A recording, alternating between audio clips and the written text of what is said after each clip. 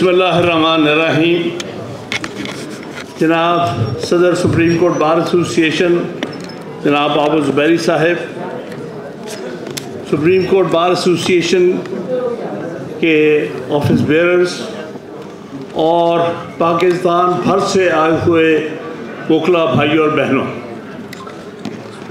सबसे पहले मैं जनाब आबू ज़ुबैरी और उनकी टीम को मुबारकबाद पेश करता हूँ। उन्होंने मुल्क भर से वकला को इकट्ठे करके एक बेहतरीन कन्वेंशन किया है।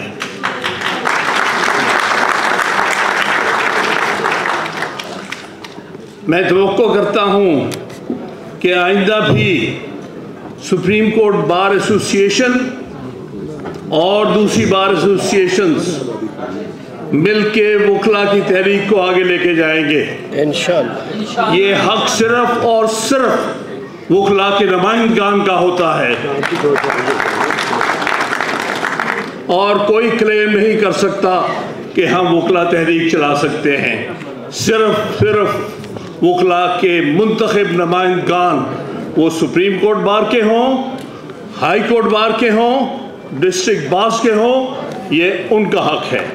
तो इसलिए मैं अपील करूंगा सुप्रीम कोर्ट बार एसोसिएशन और आइंदा इलेक्शंस के बाद भी सुप्रीम कोर्ट बार एसोसिएशन वो इस जद्दोजहद जो कि इस वक्त गैर आइनी सूरत हाल में पैदा हुई है, इसको इंशाअल्लाह ताला आगे लेके जाएंगे इंशाअल्लाह।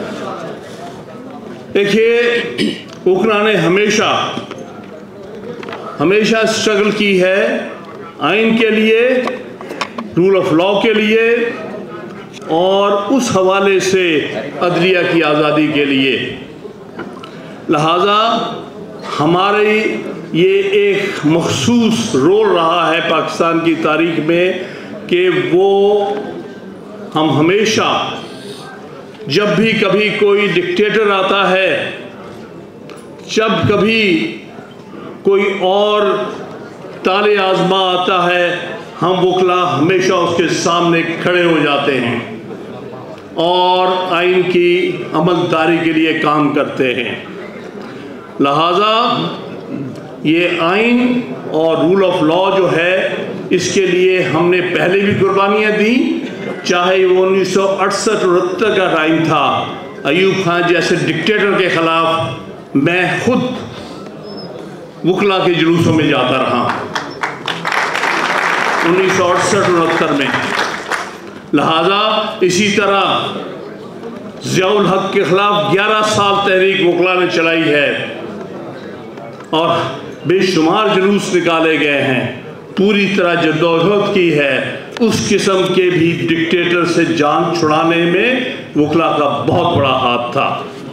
इसी तरह मुशर्रफ जैसा डिक्टेटर जो बहुत क्लेम करता था, बड़ा एरोगेंट था, उसके से भी जान सिर्फ और सिर्फ वकला ने छुड़ाई है। मुझे अच्छी तरह याद है कि 1980s में हम हर साल कन्वेंशन करते थे Lahore high court bar association के ज़ेर इंतज़ाम,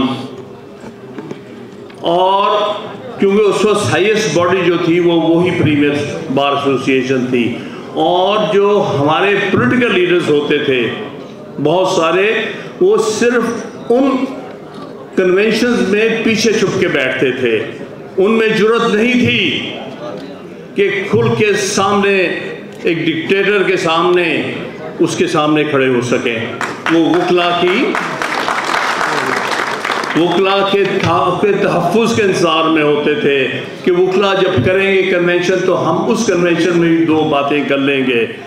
लेकिन कोई बात नहीं है, हम इससे नहीं कहते कि कौन आया और कौन नहीं आया, लेकिन हम हमेशा आइन के लिए, अपने मफादात के लिए नहीं लड़ते, ना कभी लड़े हैं ना कभी लड़ेंगे। दूसरा जिसके ऊपर बात हुई है, जिसकी तरफ इशारा किया है हमारे वकला भाइयों ने, कि हमारे अंदर यूनिटी होनी चाहिए। बेशक ये बहुत ज़रूरी है, कि हम यूनाइटेड हों, और हम यूनाइटेड हैं। ये ज़ुबैरी साहब और उनकी काबीना ने साबित किया है कि वकला किस तरफ हैं, यूनाइटेड हैं और यूनाइटेड रहेंगे। लेकिन इसमें एक बात वाज़ेह है कि हमारे अंदर इस किस्म के लोग दाखिल किए जाते हैं जो कि हमें आपस में डिवाइड करें।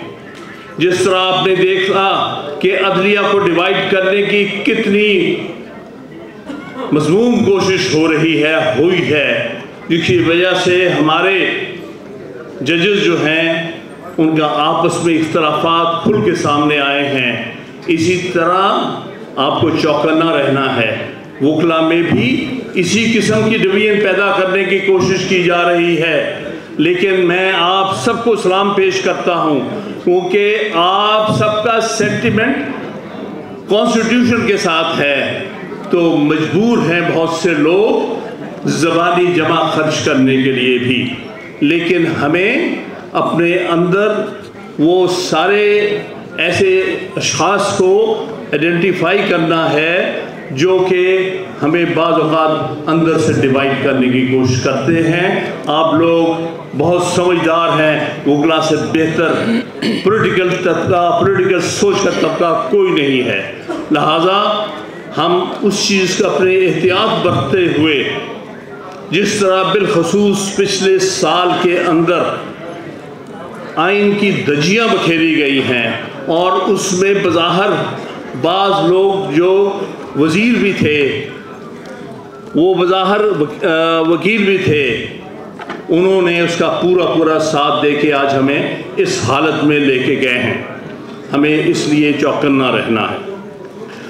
ये भी बात हुई है कि हम वकला किसी पॉलिटिकल पार्टी का एजेंडा नहीं लेके जाते। इसका हमेशा से हमने खुल के इजहार किया है। सियासी जमात में शामिल होना हर वकील का हक है। सियासत करना आइन में हर वकील, हर शख्स, हर शहरी को ये दिया गया है कि आप सियासत करें, सियासी जमातें बनाएं, सियासी जमातों में शमूलियत इख्तियार करें। लेकिन फ़र्क ये है कि हम सियासी जमात से वाबस्ता बार से बाहर निकल कर होते हैं। बार के अंदर हमारी कोई सियासी जमात नहीं। बार के अंदर हमारी एक ही सियासी जमात है, वो काले कोड की जमात है, जो आइन की जमात है, जो रूल ऑफ लॉ की जमात है, जो अदलिया की आज़ादी की जमात है। यहाँ हम सब इकट्ठे हैं। हमारी एक ही पार्टी है कि हमने आइन की अमलदारी को यकीनी बनाना है। यही यहाँ पर हम इकट्ठे हैं। इसलिए मैं हर दफ़ा अपने दोस्तों को कहता हूँ कि भाई, बार की सियासत के अंदर पॉलिटिकल पार्टीज़ की सियासत मत लेके आए। पॉलिटिकल पार्टी की सियासत बार के बाहर है, करें ज़रूर करें, ये भी एक कौमी ज़रूरत है। लेकिन बार के अंदर वकला को पॉलिटिकल पार्टीज़ की बुनियाद पर, पॉलिटिकल सोच की बुनियाद पर डिवाइड ना किया जाए। इसके साथ साथ जिसने हमें हमेशा रिस्पॉन्ड किया है, जिस इस्टेब्लिशमेंट की हम बात कर रहे हैं, बदकिस्मती से इस इस्टेब्लिशमेंट ने पिछले 75 साल से अदलिया को अपने मकासद के लिए इस्तेमाल किया है। ये हमारी बड़ी ही अफसोसनाक तारीख है। पिछले 76 साल से हम ये देख रहे हैं। चाहे आप इसको मुनीर थॉट कहें या अनवारुल हक का थॉट करें, यानी ये वही अदलिया है जो इस्तेमाल होती रही है छोटे छोटे मफादात की खातर। मैं ये तो नहीं कहूँगा कि इस वक्त हो रही है, हम उससे बेहतर तवक्को रखते हैं, लेकिन अभी जो हम देख रहे हैं अदलिया में बड़ी वाज़ेह कमज़ोरी देख रहे हैं। अगर अदलिया ने हिम्मत करके फैसला किया आइन के मुताबिक कि जब असेंबली डिज़ॉल्व होती है तो 90 दिन में इलेक्शन होते हैं, ये फैसला देने के लिए अदलिया ने, हमारी सुप्रीम कोर्ट ने बड़ी जुर्रत और हिम्मत दिखाई। उनको सलाम पेश करता हूँ। यहाँ तक कि तारीख भी दे दी कि इस तारीख को इलेक्शन कराएं। अफसोस ये है कि उसके बाद उस पर अमल दरामद नहीं करा सके। अफसोस ये है कि जो चंद लोग बाहर इकट्ठे हुए थे अदलिया को धमकाने के लिए, ये चंद जनरल जो आए थे चीफ जस्टिस को कुछ कहने के लिए, उसका असरात हमें अच्छे नजर नहीं आए। बिल्कुल सही बात कही है खोसा साहब ने। भाई आप हिम्मत करते 14 मई का जो ने डिफाई किया था, चाहे उस वक्त का प्राइम मिनिस्टर लॉ मिनिस्टर होता या उस वक्त का चीफ इलेक्शन कमिश्नर होता या कोई और स्टेट बैंक का गवर्नर होता जिसने पैसे देने से इनकार किया था, इन सब के खिलाफ कंटेम्प्ट की कार्रवाई होनी चाहिए जी। और अगर ये हिम्मत बंदियाल साहब करते तो सारे वकला उनके साथ, पाकिस्तान भर के वकला उनके साथ होते। मुझे ये कहते हुए फख्र है कि जिस दिन कुछ सियासी जमात के लोग सुप्रीम कोर्ट के सामने इकट्ठे हुए थे और वहां पर धमकाने वाली तकारीर की गई थी, मेरा वकला के साथ उस वक्त बड़ी हद तक एक राब्ता था और मैंने अपनी जो हमारे से रिलेटेड बार एसोसिएशन जो ग्रुप से रिलेटेड उन सब से कहा कि आप सब सुप्रीम कोर्ट के प्रेमिसेस को प्रोटेक्ट करेंगे। हमारे जुबैरी साहब की क़यादत में, और मुझे खुशी है कि बड़ी तादाद में वकला काला कोट पहनकर उस दिन सुप्रीम कोर्ट के प्रेमिसेस में मौजूद थे। उसमें हमारे पिंडी और इस्लामाबाद के वकला का ख़ास बहुत बड़ा रोल है। मैं हमेशा देखा है कि पिंडी और इस्लामाबाद के वकला ने ऐसे मामलात में बढ़ चढ़ के हिस्सा लिया और हमेशा हमारे मामलात को आगे लेके गए हैं। तो अगर हिम्मत कर जाती जुडिशरी, जो 9 मार्च 2007 का वाक़या है, मुझे कुछ लोगों ने कहा कि भाई अगर वो कुछ करते तो इस्टेब्लिशमेंट पता नहीं जुडिशरी के साथ क्या करती। तो मैंने उनसे कहा था कि इस्टेब्लिशमेंट ने 9 मार्च 2007 को उस वक्त के चीफ जस्टिस को धमकाने की कोशिश की थी, लेकिन जब वो खड़ा हो गया तो पाकिस्तान भर के वकला उसके साथ खड़े हो गए। आपके सामने है, उस धमकाने वाले डिक्टेटर को आखिरकार मायूस होकर अपने ऑफिस से अलग होना पड़ा। तो मैं आपको यकीन दिलाता हूं, अगर जुडिशरी कोई भी दिलेराना कदम कभी भी उठाएगी, वकला सारे इर्रिस्पेक्टिव ऑफ पॉलिटिकल पार्टीज, वकला सारे उसके साथ दस्तों बाजू बन के साथ खड़े होंगे। जुर्रत तो करे ना। तो असल मसला जो आ रहा है, मैं बिल्कुल सही कहा हमारे दोस्तों ने कि लाहौर हाई कोर्ट का कोई अच्छा रोल हम नहीं देख रहे। पंजाब में बेशुमार ख़वातीन, सियासी वर्कर, सोसाइटी के सिविल सोसाइटी के वर्कर्स को पिछले कई महीनों से अंदर रखा हुआ है। बहुत सारी पिटीशंस हो गई, जुर्रत नहीं पड़ रही। यहाँ छोड़ते हैं, वहाँ पकड़े जाते हैं। अगर इस हाई कोर्ट में जुर्रत होती, इस हाई कोर्ट के चीफ जस्टिस में जुर्रत होती, मजाल है कि कोई पुलिस वाला आके ये हरकत कर जाता। लेकिन अपनी कमजोरी का हम आज भुगत रहे हैं। इनकी कमजोरियाँ, छोटी छोटी कमजोरियाँ, छोटे छोटे मफादात, छोटे छोटे फेवर्स, किन चीज़ों की खातिर आप ये कर रहे हैं? बड़े दुख की बात है। हिम्मत दिखाओगे, पेशावर हाई कोर्ट हिम्मत दिखा रही है, वहाँ जुर्रत नहीं पड़ रही किसी की।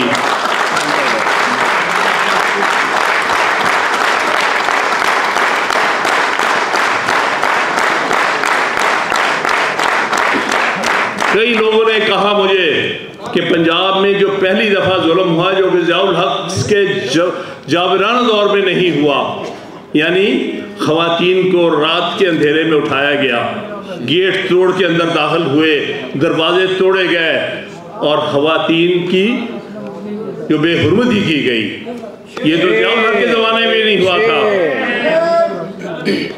मैंने एक बात कही थी, भाई हम सबको इसके बारे में इल्म होना, पंजाब में लोगों को पता चलना चाहिए, क्योंकि ये पहली दफ़ा इस्टेब्लिशमेंट ये कर रही है कि हमारे बलोच भाइयों के साथ क्या होता है, सिंध में क्या होता रहा है और खैबर पख्तूनख्वा में क्या होता रहा है। अच्छी बात है कि अब पंजाब भी वो भुगत रहा है। ये रात को गायब करना, ये लाशें फेंकना, ये मिसिंग पर्सन्स होना, ये सिर्फ बलूचिस्तान की बदकिस्मती नहीं होनी चाहिए, जैसे कि मेरे भाई बुलीदी ने और मेरे और बलूचिस्तान के भाइयों ने बात कही। सारे कौम को पता होना चाहिए कि क्या गुजरती है, क्या गुजरती है इस मुल्क में इस्टेब्लिशमेंट के हाथों। इसलिए ये तजर्बे जिससे पंजाब गुजर रहा है, गालिबन पाकिस्तान को इस हवाले से यूनिफाई कर रहा है। सबके तजर्बात आज हमें पता चल रहा है कि 1971 में हमारे बंगाली भाइयों के साथ क्या हुआ था। वो मुझसे अच्छे पाकिस्तानी थे, वो हम सबसे अच्छे पाकिस्तानी थे, पाकिस्तान बनाने वाले थे, पाकिस्तान की बुनियाद रखने वाले लोग थे, जो मेरे हम असर हम और लोग जानते हैं। हम उनके साथ यूनिवर्सिटी में पढ़ते रहे हैं। सदा लतीफ़ खोसा और मैं क्लास फेलो हैं। हमारे साथ बंगाल से आए हुए स्टूडेंट्स पढ़ते थे। बल्कि 1966 में मुझे ये फ़ख्र है कि एक बंगाली भाई को मैंने सपोर्ट करके पंजाब यूनिवर्सिटी स्टूडेंट्स यूनियन का जनरल सेक्रेटरी इलेक्ट करवाया था। और मुझे बंगाली भाइयों का रिस्पॉन्स मिला था कि हम पंजाबी को कुछ और समझते थे, लेकिन आप पंजाबी लोग सोच में आइन और जमहूरियत रखते हैं, हमें खुशी हुई है। जिस दिन मैंने पंजाब यूनिवर्सिटी स्टूडेंट्स यूनियन की तरफ से इंटरवर्सिटी डिबेट कराई थी, तो ईस्ट पाकिस्तान की तीनों यूनिवर्सिटी की तरफ से टीमें आई थीं अंग्रेज़ी, उर्दू और बंगाली ज़बान में डिबेट बोलने के लिए। और उनके नुमाइंदों ने मुझे कहा था, चाहे वो राजशाही से थे, वो ढाके से थे या चिटागोंग से, उन्होंने कहा कि हमें आज पता चला है कि पंजाब में भी लोग हैं जो बंगाली ज़बान को कौमी ज़बान समझते हैं। मैंने और मेरे और साथियों ने कहा कि बंगाली उतनी ही हमारी कौमी ज़बान है जितनी उर्दू हमारी कौमी ज़बान है, हमारा आइन कहता है। तो कहने की बात यह है कि हम जिस तजर्बे से गुजर रहे हैं, पाकिस्तान की तारीख के एक बहुत क्रिटिकल दौर से हम गुजर रहे हैं। हमें, चाहे हम सिंध से हैं, पंजाब से हैं, खैबर पख्तूनख्वा से हैं या बलूचिस्तान से है, हमने एक यूनाइट होके इस सिचुएशन का मुकाबला करना है। और बिलखसूस वकला ने इसमें लीड लेनी है और वकला के नुमाइंदों ने आगे मामलात को लेके जाना है। हमें यकीन है हमारी लीडरशिप इस वक्त बहुत अच्छे हाथों में है। जिस तरह ज़ुबैरी साहब हमारे सदर नेशनल बार एसोसिएशन है, जिस तरह इश्तियाक साहब सदर Lahore high court bar association के हैं, और इस तरह और भी हाई कोर्ट बार एसोसिएशन में अच्छे सदूर मौजूद हैं। और बलूचिस्तान के नुमाइंदे सारे इस मामले में यकजा हैं। तो इंशाअल्लाह ताला अगर हम मज़ीद अपना नैरेटिव आगे लेके जाएंगे, क्योंकि हमारा नैरेटिव ये है कि हम आइन से बाहर किसी को नहीं होने देंगे। पाकिस्तान की अफवाज आइन की क्रिएशन है, आर्टिकल 243, 44, 45, 46 इनकी, और उनको उसके दायरे में ही रहना है, उससे दायरे से बाहर नहीं हो सकते। मैं ये कहूँगा कि पढ़ो आइन के तहत तुम्हारा ओथ क्या है। वाज़े लिखा हुआ है कि जब कोई शख्स फौज में भर्ती होता है किसी भी रैंक में, वो कसम उठाता है कि मैं आइन को प्रोटेक्ट करूँगा, डिफेंड करूँगा, प्रिजर्व करूँगा, जो कि आज का मौजू है। और ये भी कहता है मैं किसी सियासी एक्टिविटी में हिस्सा नहीं, I will not take part in any political activity. ये इनकी कसम है। मेरे ख्याल में जनरल्स को बार बार ये कसम पढ़ानी चाहिए कि तुमने क्या ओथ लिया है, तुम किसी पॉलिटिकल एक्टिविटी में हिस्सा ले सकते, तुम कोई पॉलिटिकल इंजीनियरिंग नहीं कर सकते, तुम कोई इलेक्शन इंजीनियरिंग नहीं कर सकते, तुम इलेक्शन में अपने मर्जी के जो नताइज नहीं ले सकते। क्योंकि मुझे याद है, और आप सब जो मेरे हमअसर, कि 11 साल ज़ियाउल हक क्या कहता था कि मैं इलेक्शन क्यों नहीं करा रहा। वो कहता था मैं इलेक्शन इसलिए नहीं करा रहा कि जब तक मुझे यकीन ना आ जाए कि नताइज मुस्बत होंगे। मुस्बत नताइज का मतलब क्या है? आज भी लगता है यही सोच है, वो मुस्बत नताइज की खातिर इलेक्शन डिले कर रहे हैं। लेकिन भूल जाओ जन साहिबान, मुस्बत नताइज सिर्फ अवाम देती है। किसी का कोई हक या किसी का कोई एक्सक्लूसिव राइट नहीं है कि वो अपनी मर्जी के नताइज हासिल करे। ये कौम फैसला करेगी कि किसको इलेक्ट करना, किसको हुक्मरान बनाना, और तुमने जो भी आइन के तहत हुक्मरान मुंतखब होगा उसकी बिल्कुल ताबेदारी और वफादारी करनी है। ये हमारे आइन की दिफा का सबसे बड़ा मकसद और सबसे बड़ी जद्दोजहद है। बाकी आखिर की जो बात मैं कहता चलूँ कि वे फॉरवर्ड इंशाल्लाह ताला हमें इस मामले में हमारी रहनुमाई करेंगे जनाब ज़ुबैरी साहब कि इसके बाद वे फॉरवर्ड क्या होगा। जो भी वे फॉरवर्ड देंगे, आइंदा आने वाले वक्तों में कन्वेंशंस मुख्तलिफ शहरों में, सूबाई दारुल हुकूमत में, हर जगह मेन शहरों में जिस तरह इनका हुक्म होगा, सारे पाकिस्तान के वकला उसी अंदाज से उसको फॉलो करेंगे। और इस कोशिश और काविश को उस वक्त तक हम लेके चलेंगे जब तक आइन मुकम्मल तौर पर बहाल नहीं हो जाता, रूल ऑफ लॉ नहीं आ जाता, मुल्क में फंडामेंटल राइट्स पर अमल दरामद नहीं हो जाता। मैं आप सबका बहुत ममनून हूँ। बिल्कुल सुप्रीम कोर्ट बार